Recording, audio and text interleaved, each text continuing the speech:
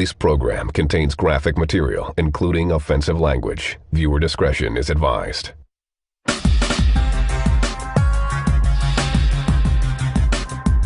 San Francisco, September 1977. Gang members stormed a popular restaurant in Chinatown, seeking revenge against their rivals. They just come in there, they just started shooting out. 5 people were killed and 11 others wounded. Not a single gang member was hurt.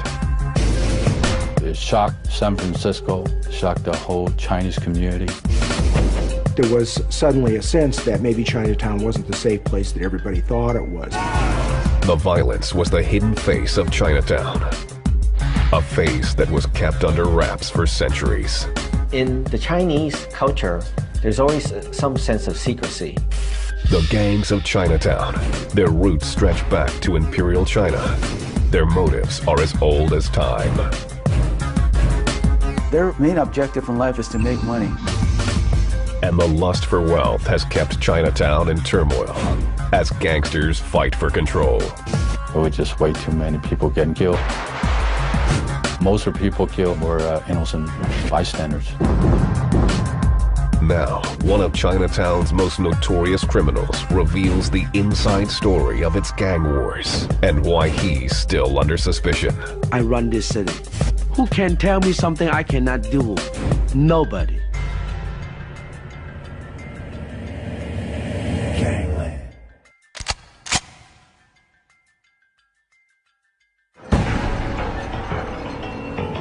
February 27th, 2006. It was late afternoon in downtown San Francisco.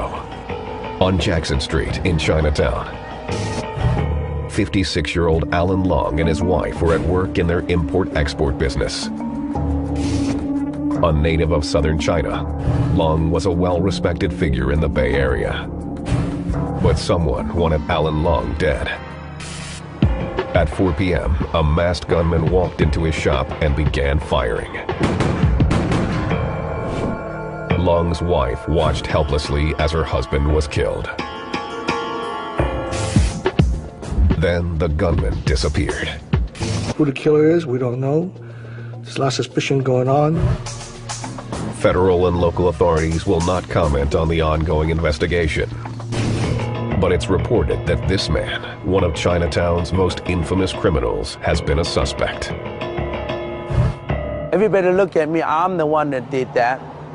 I'm the one that murdered. And I'm not. For more than 3 decades, the 5'5" Raymond Chow, known on the streets as Shrimp Boy, has been at the heart of Chinatown's underworld.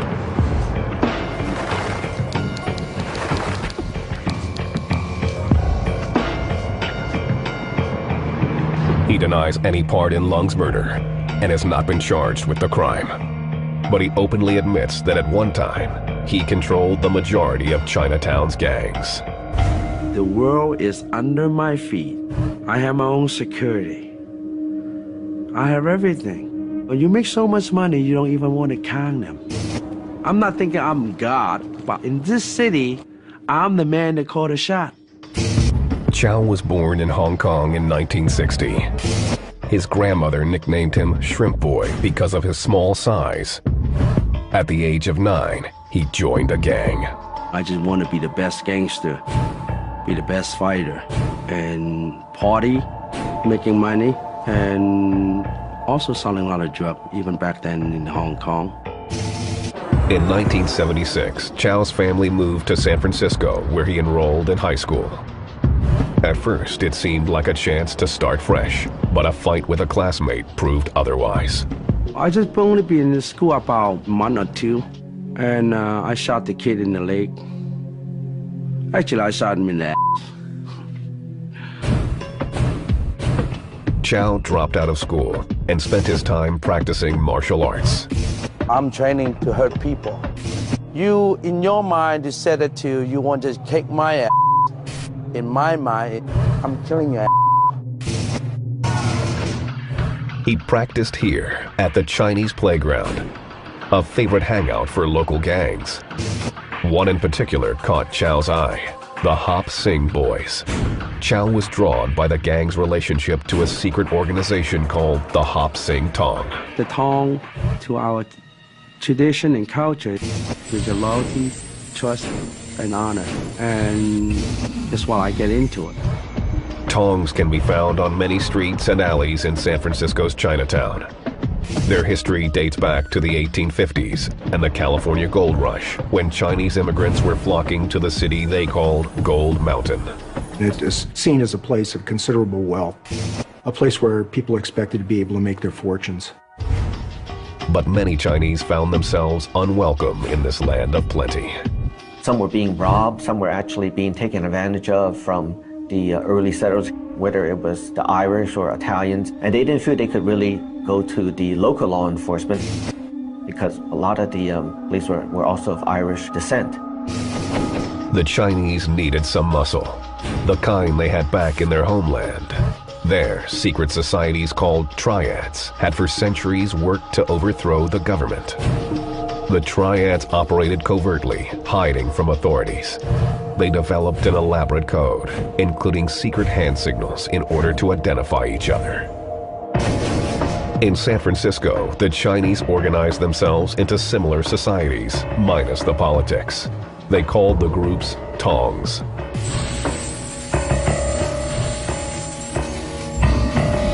They were just looking for that opportunity and said, hey, let's go ahead and form not so much a triad, but just forming an organization here where they can basically police themselves. They can protect the citizens here as well as basically maintain peace. Industries and families formed their own tongs and built meeting halls. Each tong was a form of self-government that looked after its own. If you were a shoemaker, there would be a shoemaker tong. If you were a seamstress, there was a seamstress tong. They also developed under surnames. Like you were a Wong, you belonged to the Wong Tongs. The tongs were, and are today, a lifesaver for thousands of hardworking immigrants. But the tongs have another side, concealed in the shadows of America's gangland. Some tongs have used their power to extort local merchants, legitimate and illegal, and they've recruited gangsters to do their dirty work. Some of the tongs actually have a separate branch of gangsters who work for them, who would enforce the rules and regulations. For decades, the FBI has kept a list of criminally influenced tongs. The Hop Sing Tong, where Raymond Chow was a member, was among them. Though which members were breaking the law wasn't clear. If you say Hop Sing Tong is a criminal organization, you're wrong. You can't say that. Because there's people in there that are not criminals. But some of the members, like Raymond Chow, stood out. Chow began working for the Hop Sing Tong in 1976. At that time, the Tong employed two gangs, the Hop Sing Boys and the Hua Ching, to enforce its illegal operations.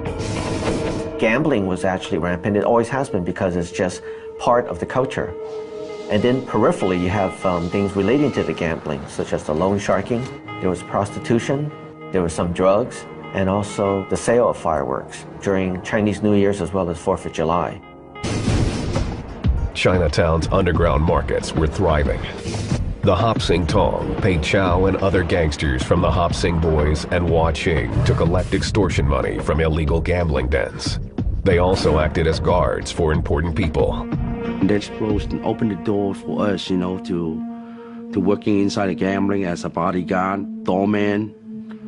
And that's why, we started picking up, a lot more knowledge.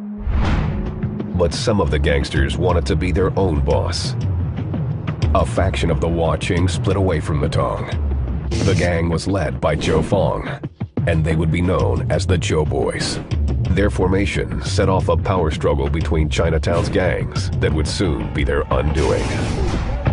A battle erupted that centered around the sale of illegal fireworks, a staple in all Chinese celebrations, and one of Chinatown's most lucrative markets.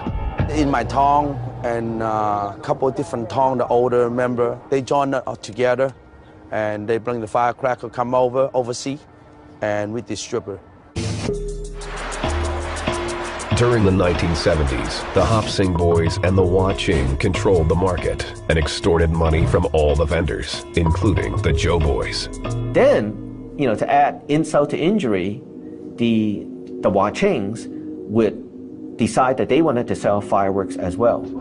So if we wanted to sell for $20 a case, they would then sell for 15 or 18 and so forth. The Joe boys, declaring their independence, resisted the shakedown. Hostilities grew, and by 1977, a full-out gang war was underway. Back then, when you pull out a machine gun, the is kicking off and getting serious. Pretty much everybody packing in Chinatown. Then, on Independence Day, tensions exploded. A shootout took place here in the heart of Chinatown at the Ping Yun Projects. Once again, the Hua Qing had the upper hand, shooting and killing a Joe boy. The Joe boys vowed revenge. Everybody knew that things were heating up. It wasn't a matter of what was going to happen, but just when. In the fall of 1977, the violence would come to a head. The Joe boys ambushed their rivals at a popular restaurant in Chinatown and blew apart a community that for years had kept the secret of its gangs under wraps. I don't think people in this area ever looked at the Chinese community in San Francisco quite the same way again after the Golden Dragon.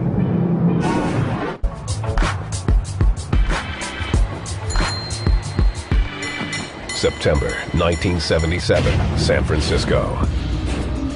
For months, a battle had raged in Chinatown's gangland over the distribution and sale of illegal fireworks. The lucrative market was controlled by the Hua Qing and Hop Sing boys gangs.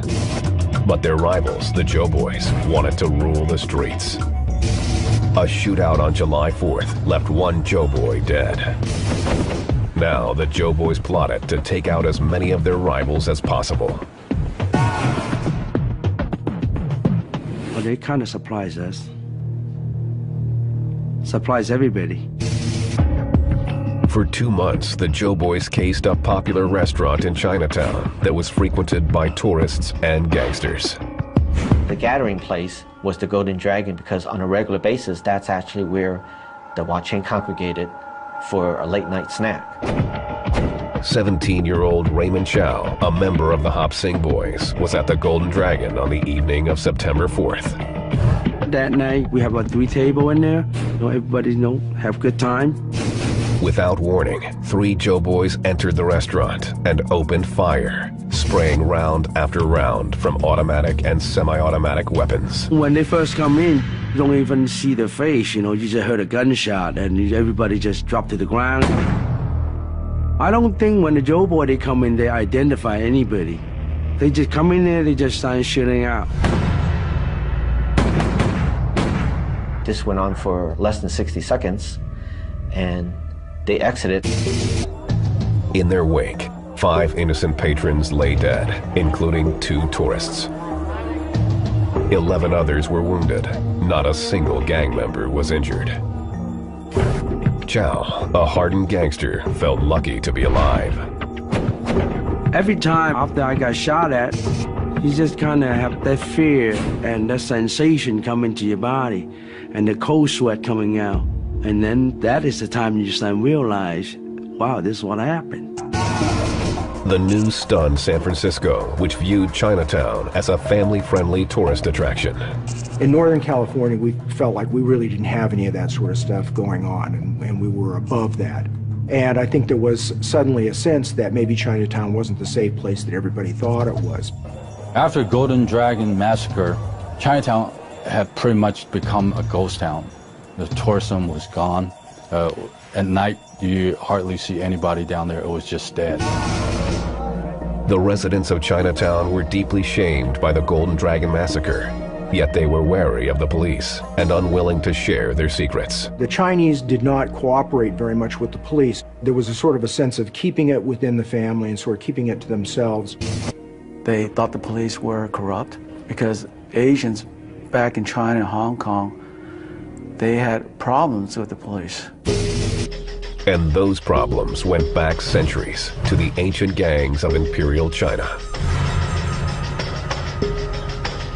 In the 1600s, secret societies formed to overthrow the ruling Qing dynasty, which was viewed as corrupt. They were Robin Hood type of bandits. They would actually steal from the corrupt officials and go back and give the money to the poor or feed the poor. In 1911, the Qing dynasty collapsed. After years of living in secrecy and subversion, the societies, called triads, were rebels without a cause or an income. They turned to drugs and extortion to fill their coffers. Through the years, the triads that started as patriotic organizations degenerated into basically criminal groups. In 1949, Mao Zedong and his Communist Party took over China, and the secret societies relocated to British-controlled Hong Kong. Their symbol was shaped like a triangle that represented the three essential elements: heaven, earth, and mankind. In Hong Kong, the triad smoothed the way by buying off public officials, and before long, they infiltrated every aspect of Hong Kong's public life, including law enforcement.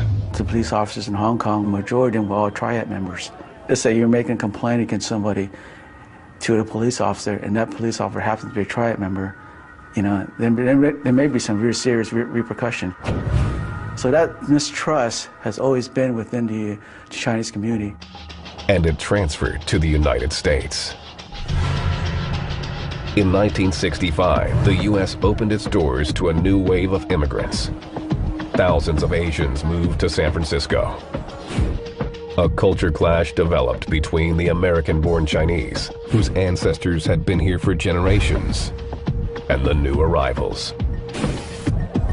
Within the San Francisco underworld, the American-born Chinese, called ABCs, were already organized into low-level street gangs. They were just doing a little bit of drugs and stealing hubcaps, getting into fights, and like American graffiti, but in Chinatown. The influx of immigrants gave the ABCs someone to pick on. They called the foreigners fobs.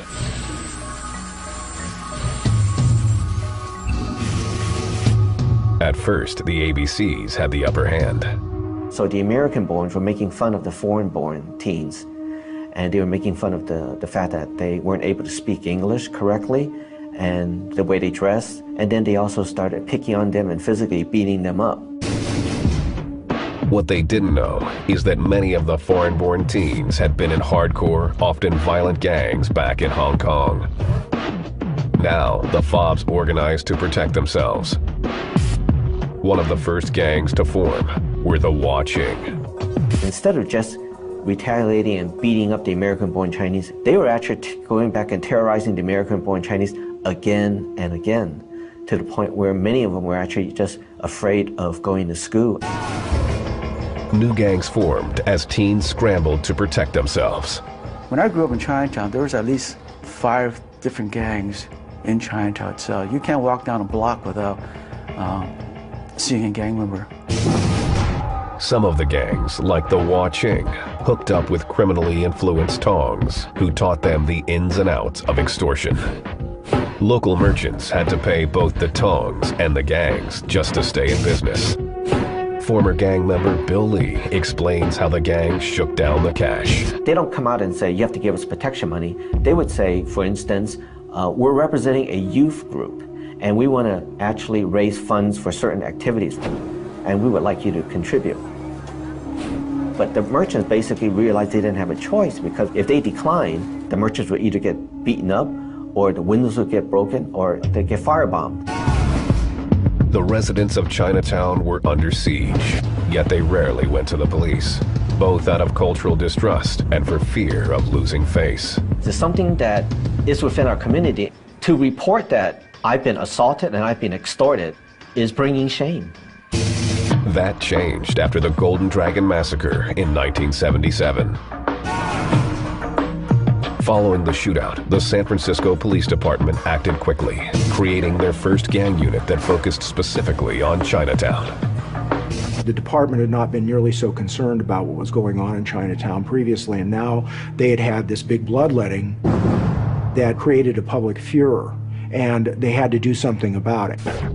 Police began building relationships with Chinatown's residents, and over time, they started talking.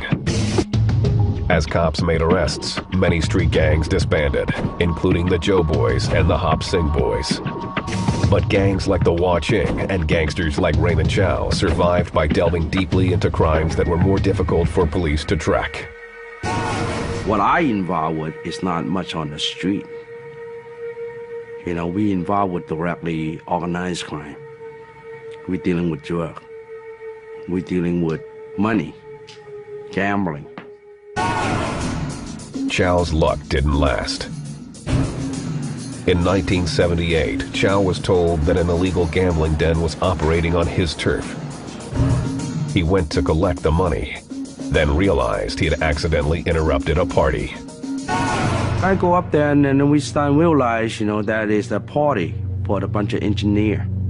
And you're already up there, you already draw your gun, and let's go do the job. And I rob everybody. Chow was arrested and convicted of 17 counts of armed robbery. He was sentenced to 11 years in San Quentin prison. I did time with Charles Manson, good friend of mine, Kimpo, serial killer. I did time with a bunch of amazing people. Each person you talk to, you learn something from them. Ain't no stupid people inside the prison. You can say that. While Chow got an education in crime, the Wah Ching took advantage of Chinatown's lack of rivals. By the early 1980s, they controlled San Francisco's Asian underworld. The Wah Ching was left unchallenged by other gangs, and so was able to collect protection money from everybody in San Francisco Chinatown. But the game changed in 1982 when a new player arrived from Hong Kong. His name was Peter Chong, and he had been sent by the secret society of the Triad to the U.S. for one reason: to gain total control of the Asian underworld. It was one of those things where it's either join or die.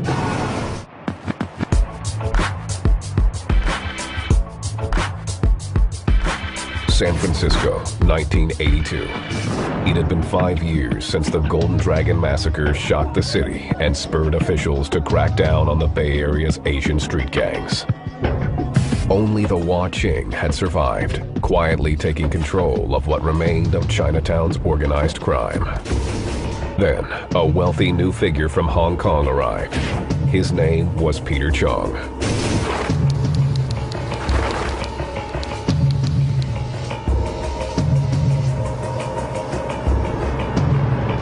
Peter was making friends with some of the local town leaders, and basically he was just using his financial influence to make friends in the community. Peter Chong seemed to be a legitimate businessman, but he had a secret agenda. He belonged to the Wo Hop To. It was one of the strongest of China's ancient gang societies, the Triads. They had sent him to San Francisco for one purpose. The attempt was to unite all Asian organized crime groups and gangs under one umbrella, under the Wo Hop To umbrella. Chong had plenty of charisma and cash, but he needed enforcement, a right-hand man who knew Chinatown from the inside. His choice was a San Francisco gangster who had just been released from prison. Raymond Chow, aka Shrimp Boy, understood the ways of both the East and the West. He wanted me, you know, to kind of like a friend and then partner with him. Together, backed by the Wo Hop To Triad in Hong Kong, Chow and Chong began building an empire. No crime was off limits. They were engaged in loan sharking, gambling, extortion, drug trafficking, weapons trafficking, prostitution, murder, you name it. I mean, they were doing it. Illegal alien smuggling, anything to make a fast buck. The money was flowing, and many of the Bay Area's gangsters saw a golden opportunity. Peter Chong and Shrimp Boy offered a new start for Chinatown's criminal underworld. The allure is very strong. You've got muscle, you have girls, you have money, you have guns, you have cars. What more could you ask for? One dinner, we spend $30,000. Anything you dream of it. We go to bed with 7 girls. Ain't that fun? I mean, can you handle 7 girls at one time? No. But you have that feeling you are almost a world. That's what everybody looking for. Gangsters who joined the Wo Hop To were expected to be loyal, but weren't required to make a blood oath. It was a stark contrast to the triads of days past. For centuries, China's triads required that new members go through an elaborate initiation. The ceremony instilled a sense of loyalty in new recruits, imperative for a society built on secrets. The members who were joining the triads, they had poems and 36 oaths that the new members had to swear to. They carefully guarded the identity of members by using a system of numeric codes to indicate rank and positions. The Dragonhead, or leader of the triad, was known as 489. The 438 was the assistant mountain lord. 432 was the straw sandal, or the triad's communications officer. 426 was the red pole, the muscle behind the gang. Those rituals persisted until the 1950s, when, in an effort to crack down on organized crime, the Hong Kong government outlawed the triad societies, along with their ceremonies. And subsequently, the triads simplified it even more, just to prevent detection by the police. And as a result, it can be as simple as just having a lunch with the leader of the triad organization, basically telling him that they swear allegiance to the triads. In the 1960s, some of the gangs that formed in San Francisco's Chinatown tried to create a sense of loyalty by maintaining the old world traditions. The Waching had rituals that were performed as part of the membership. There was initiation ceremonies and so forth. And it was very similar to what was done in the early days of the triad. But over time, Chinatown's gangs had less interest in the old ways, and potential new members were given a choice: join or be beaten. We just go into their hangout, their party, let them know where we stand at, and just started the fight, beat them down. Are you going to join with us, or you got to go? New members rose in the ranks by committing small, then bigger crimes. But even the lowliest gangster was involved in extortion. Extortion has always been one of those things that is easy to fall back on because the least skilled member of your gang can be sent out to shake somebody down. Just as Chinatown kept its secrets, the gangsters kept theirs. There was little visible turf, unlike other gangs that staked out drug corners. And Chinese gangsters rarely identified themselves with tattoos or graffiti. They're not going to claim a certain area because what you try to protect. It causes a lot of conflicts and doesn't really generate any income. And more than anything, making money was the name of the game. How they operate is very sophisticated. How money is laundered, how the gambling operations, how they proliferate, and how they sustain themselves. So it's not just by chance, and it's not just by brute force. Though in a pinch, brute force will usually do the trick. That was clear in 1989, when the Wo Hop To Triad, one of Hong Kong's major gangs, came knocking on Chinatown's door with Peter Chong and Shrimp Boy leading the way. They started out with the proposition that, we're trying to build something bigger here and we'd like you to be a part of it. And people who didn't want to go along with it ended up on the outs and became targets. Chow said, if you go along with me, you live. If you go against me, you die. Wherever Ray Chow and Peter Chong went, violence seemed to follow. Few resisted the Wo Hop To's takeover, except one man. His name was Danny Wong, and he was the leader of the Waching. Only he stood in the way of the Wo Hop To's total domination of Chinatown.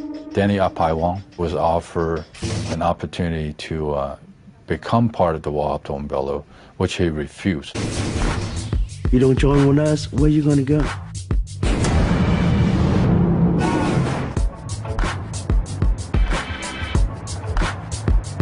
For 10 years, the Waching gang controlled the underworld in San Francisco's Chinatown.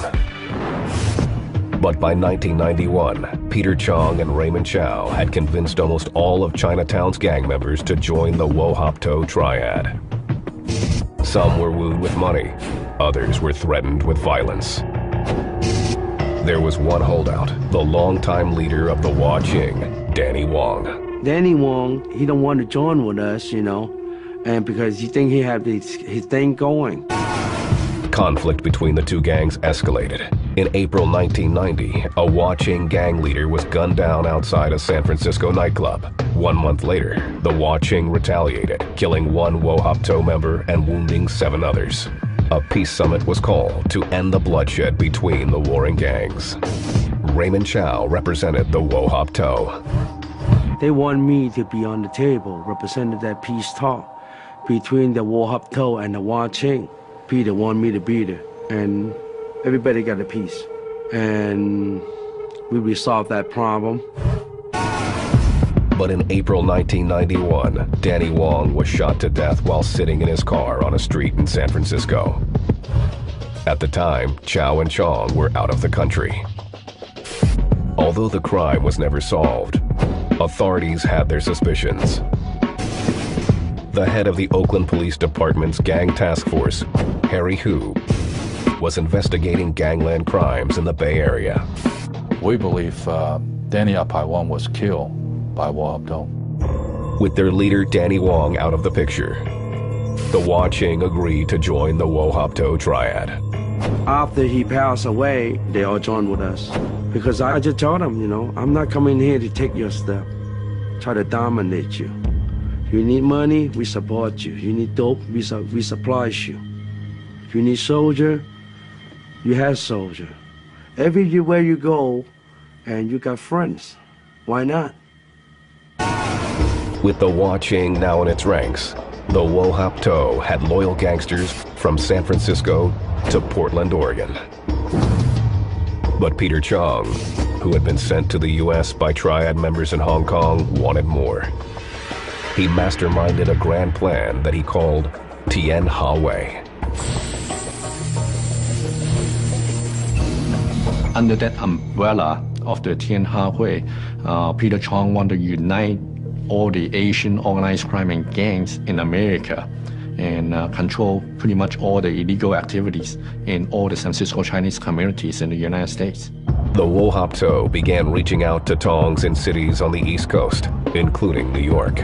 And Peter Chong sent Xuan Boy Chow, Raymond Chow, to New York, Chinatown, to work with the Chinese Tongs and criminal elements there.